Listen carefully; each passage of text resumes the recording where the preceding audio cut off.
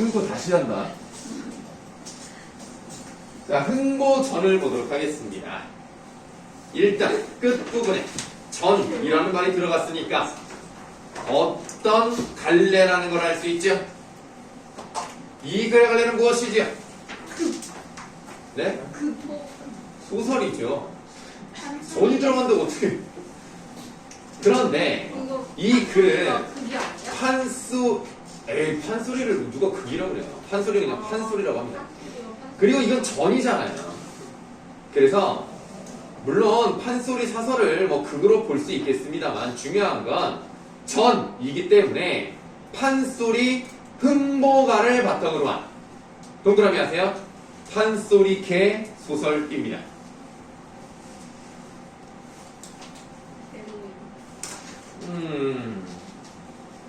그러면 여러분들 판소리계 소설이면 어떤 특징이 나타날 것 같아요? 노래. 그러니까 일단 판소리니까 형식적 특징부터 한번 써보도록 할까요? 이 판소리계 소설의 특징 첫 번째는요. 아무래도 판소리는 노래하는 부분이 많으니까 세 글자, 네 글자 내지는 네 글자, 네 글자로 반복되는 3, 4조 내지 4, 4조에 몇 음보? 몇 음보로 가겠어요? 4음보로 갑니다. 그래서 시조와 유사한 형식으로 가긴 가요.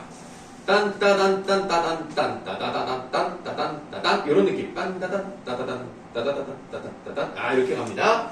이렇게 이제 운율을 형성을 하고요. 두 번째는요. 등장 인물들이 있을 거 아닙니까? 등장 인물들은 비범한 인물이 아니겠죠. 그럼 비범한 인물이 아니라 현실적 인간들의 모습이 나올 거예요.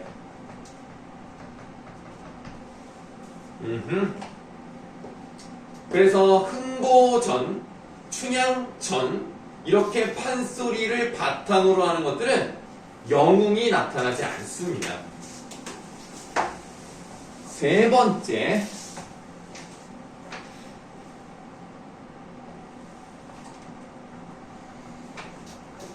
일상생활어가 많이 나오게 되겠죠. 그리고 의성어 같은 게 많이 사용돼요. 당연히 의태어 이런 것도 사용이 되겠죠. 음성상징어가 사용이 되고요. 민중들의 비속어 같은 것들도 많이 나타납니다. 방언도 나타날 수 있겠죠. 네, 이런 판소리의 특징을 볼 수가 있겠어요.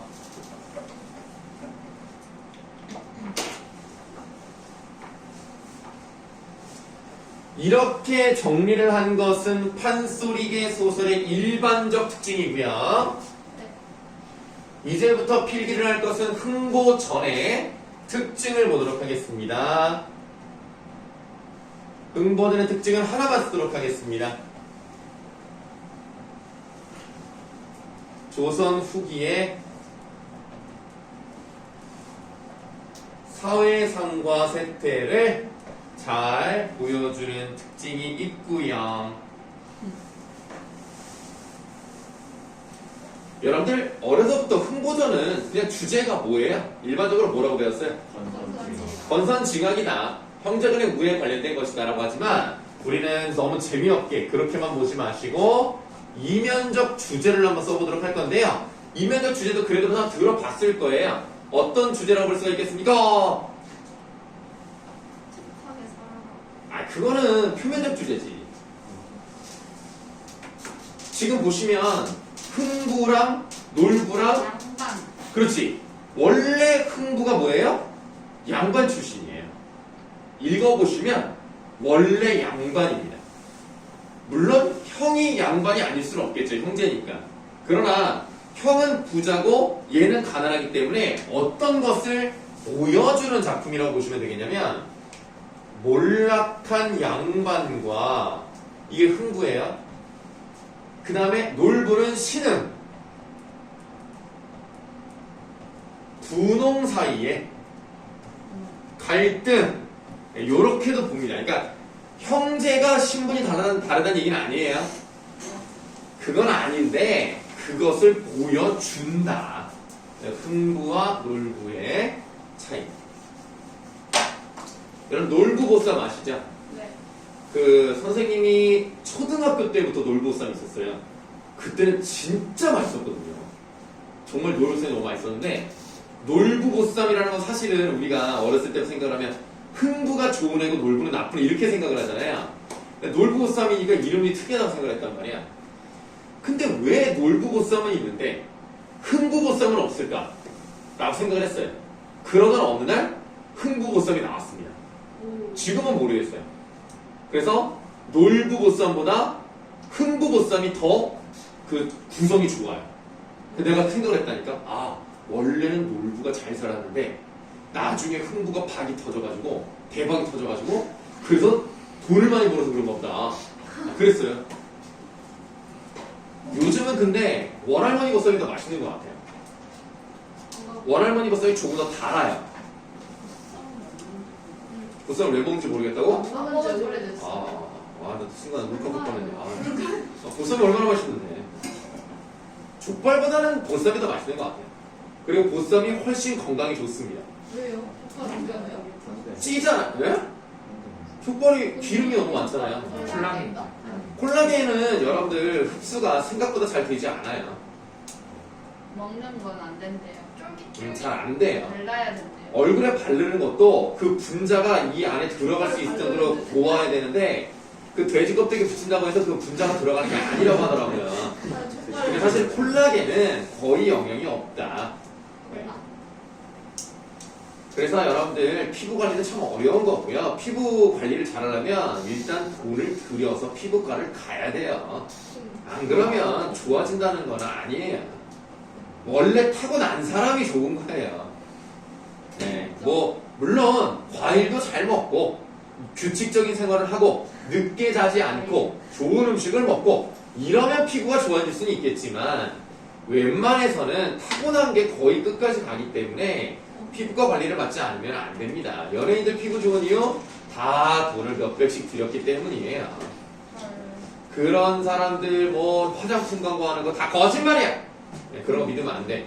화장품 그냥 간단하게 선크림 이 정도 바르시면 됩니다. 여러분들 예전에 핵폭탄을 그러니까 세계 최초로 떨어뜨린 그 떨어진 지역이 이제 일본이잖아요. 그럼 그 일본에 떨어뜨리기 위해서는 연습을 한번 해봐야 될 거 아닙니까? 이 폭탄의 위력이 얼마 정도인가? 인류 최초의 핵폭발 실험을 했을 때 그게 얼마나 강한지를 이론상으로는 생각해도 실제로 경험해 본 적이 없잖아요. 그래도 그 사람들이 아무래도 그 핵폭탄이 떨어지면 뜨거울 것이다. 열기가 어마어마할 것이다 라고 생각을 해서 어떻게 했는지 알아요? 선크림을 발랐어요. 선크림을 바르고 본 거야, 멀리서. 멋있는 사람. 신기하죠? 근데 그게 밤에 이루어졌어요. 밤에 이루어지니까 밤에 선크림을 바르니까 거기 같이 간 기자가 이상한 거야. 아니 이 밤에 무슨 선크림을 바르나? 했는데 그게 폭발이 그 묘사된 바로는 태양의 6배 정도의 느낌이었다라는 표현이 있어요. 느낌은 뭐예요? 아 저희가 재볼 수는 없잖아. 6배 정도. 6배는 어떻게 알아요? 자기의 느낌이 그랬나 봐. 태양의 느낌. 야, 그 깜깜한 밤이 완전 밝아지고 너무나 그 불빛에 눈을 감았는데도 30초 동안 앞이 안 보였대. 너무 밝아서 눈이 머는 줄 알았대. 진짜 어마어마하죠. 네. 그래서 그 핵폭탄이라는 건 그 2번 떨어졌잖아요, 일본에. 네, 잘했어요.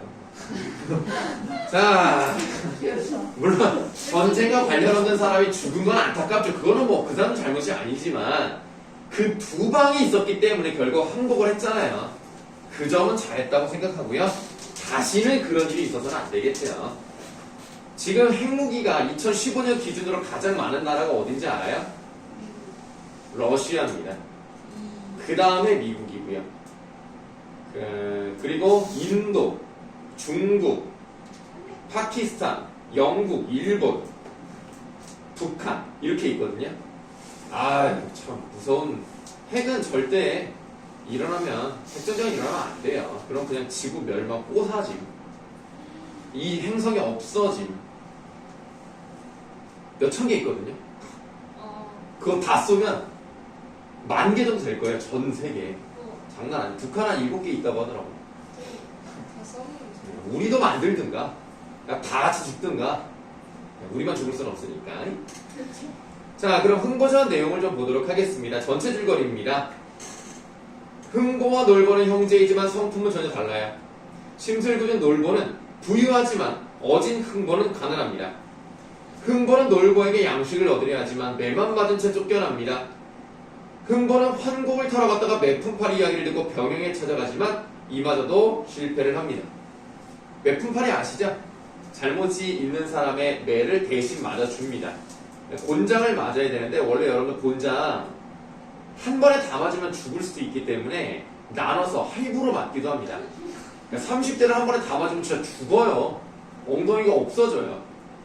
피가 막 다 터지고 출혈이 심해서 죽을 수 있습니다. 그래서 5대씩 6번 6개월 할부로 맞기도 합니다.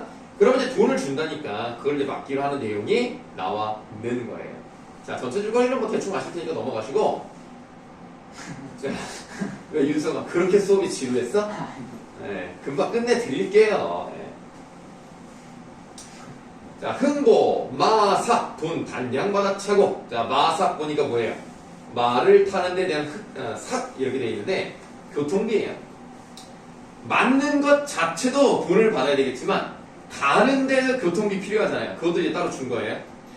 얼씨구 즐겁도다. 제주으로 들어가며 애기어멈 걔 있는가? 문을 열고 이것 보시오.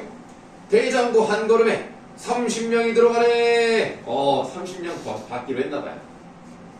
흥보 안에 이른 말이 그 돈은 웬 돈이며 30명은 웬 돈이오. 흥보 이른 말이 천기누설이라 말부터 없애면 이뤄질 일 없으니 그 돈으로 양식 벌어 배불리 질끔 먹고. 흥보 안에 이른 말이 먹으니 줬소만 그 돈은 어디서 났소. 흥보 이른 말이 밑줄 본읍 좌수 대신으로 병영 가서 곤장 맞기까지만 밑줄하시면 되겠습니다.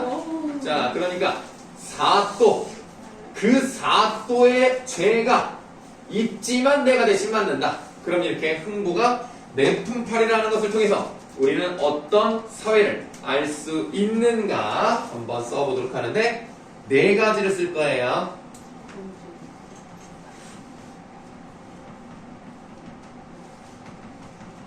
1번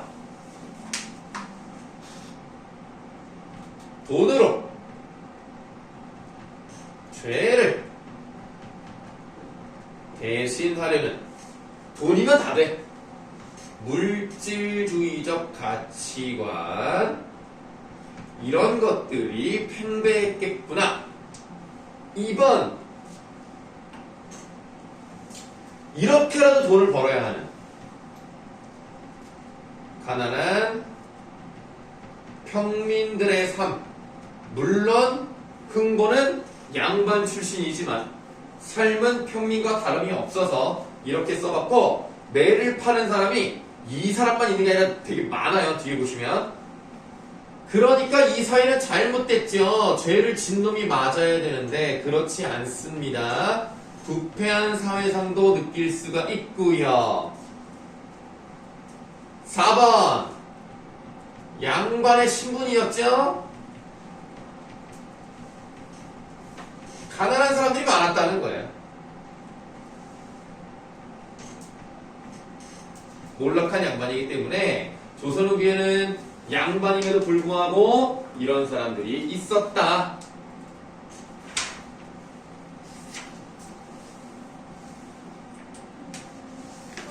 자, 1시 50분이 되었네요. 그러면 오늘 수업은 여기까지 하도록 하겠습니다. 오늘 선생님이 고생이 많았습니다. 여러분들 안녕히 가십시오. 숙제는 목요일 밤 9시까지 보내세요.